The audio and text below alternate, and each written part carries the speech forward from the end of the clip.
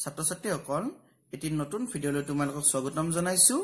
আজি আমি আলোচনা কৰিম পঞ্চম শ্ৰেণীৰ গণিতৰ 7 নম্বৰ পাঠ ভগ্নাংশ আৰু দশমিক ভগ্নাংশ নামৰ পাঠটিৰ শেষৰ পৃষ্ঠা অৰ্থাৎ 97 পেজ নম্বৰ 97 এটো পৃষ্ঠাত থকা এই তালিকাখন তোমালোকে দেখিছা। তালিকাখন পূৰ কৰা গতি এই তালিকাখন আমি আজি একেলগে আলোচনা কৰি পূৰ কৰিম বলাচোন। ইয়াত ভগ্নাংশ দিয়া আছে, এটা দশমিক ভগ্নাংশ আৰু এখানে আমাক পঢ়িব কৈছে। ঠিক আছে, প্ৰথমটো কৰি দিয়া আছে, আটাইকেইটা কৰি দিয়া আছে। প্ৰথমটোৰ ভগ্নাংশ দিয়া আছে, দশমিক ভগ্নাংশ আছে আৰু পঢ়োৱা এখিনিও আখৰেৰে লিখা আছে। 10 ভাগৰ 2 মানে 0.2। ইতিমধ্যে আমি এইবোৰ আগৰ ভিডিঅ'সমূহত আলোচনা কৰিছো। সেইকাৰণে মই ছাত্ৰ-ছাত্ৰীসকল মই তোমালোকক কৈছো, যিসকল ছাত্ৰ-ছাত্ৰী আগৰ ভিডিঅ'বোৰ চোৱা নাই তোমালোকে আগৰ ভিডিঅ'বোৰ চাই ল'বা। এইটো ভিডিঅ'ৰ ডেসক্ৰিপশন বক্সত তোমালোকে আটাইকেইটা ভিডিঅ'ৰ লিংক পাবা। ঠিক আছে, গতিকে আগৰ ভিডিঅ'বোৰ চালে আজিৰ ভিডিঅ'টো তোমালোকে বুজি পোৱাত নিশ্চয় সহজ হ'ব। বাৰু যি কি নহওক 10 ভাগৰ 2 মানে 0.2, এটো পঢ়োতে 0.2 এই বুলি পঢ়িব লাগিব।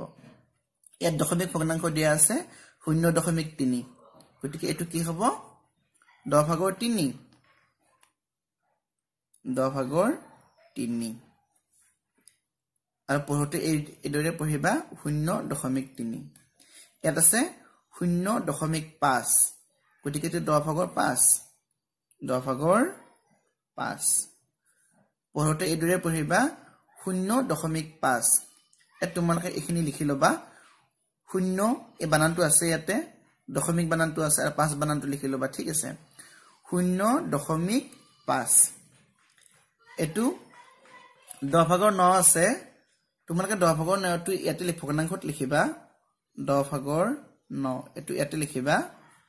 তোমালোকে ইয়াতে কি লিখিবা,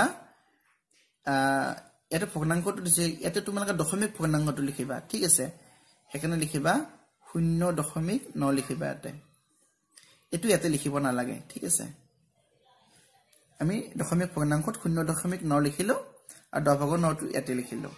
গতিকে এটো আখৰেৰে এইদৰে লিখিবা 0.9। এটো কি হ'ব, এটা খালি আছে 0.91,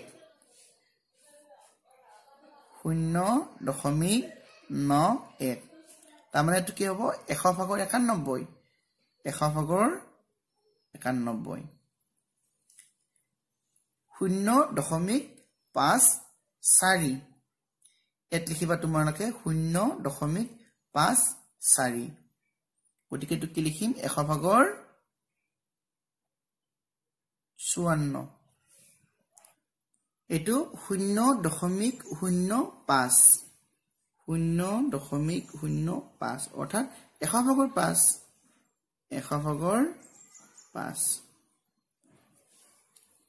তোমালোকে এটা কথা মনত ৰাখা যে 0.05 মানে 100 ভাগৰ 5 আমি কিদৰে পালো চাবা। মনত ৰাখা 0.05 সমান আমি 100 ভাগৰ 5 লিখিছিলো, হয়নে? এত হৰ থাকিব, লব থাকিব, ভগ্নাংশত প্ৰকাশ কৰিলে এই দশমিকৰ ঠাইত এটা 0 দশমিকৰ ঠাইত এটা 1 দিবা। দশমিকৰ সফালে কেটা অংক আছে, এটা দুটা দিবা আৰু এটা 5 আছে, ওপৰত 5 আছে নে, গতিকে 5 হ'ব 100 ভাগৰ 5। এইদৰে মনত ৰাখিবলৈ সহজ। আৰু এটা আছে চাবা 0.54, 0.54। এটো আমি ভগ্নাংশত লিখিলে কিদৰে লিখিব পাৰো চাবা। দশমিক আছে নহয়, আমি এটা 1 দিলো, দুটা অংক আছে, এটা দুটা 0 দিলো সেইকাৰণে, আৰু 54 আছে, 54। গতিকে 100 ভাগৰ 54, 100 ভাগৰ 54 হলনে? এইখিনি তোমালোকে মনত ৰাখিবা। মৰমৰ ছাত্ৰ-ছাত্ৰীসকল, আশা কৰিছো তোমালোকে এইখিনি বুজি পাইছা। ইতিমধ্যে আমি এই ভগ্নাংশ আৰু দশমিক ভগ্নাংশ নামৰ পাঠটি আলোচনা কৰিলো। গতিকে ইয়াৰে পৰৱৰ্তী ভিডিঅ'ত আমি আন এটি পাঠ লৈ উপস্থিত হ'ম। এতিয়া ভিডিঅ'টো চোৱাৰ বাবে ধন্যবাদ।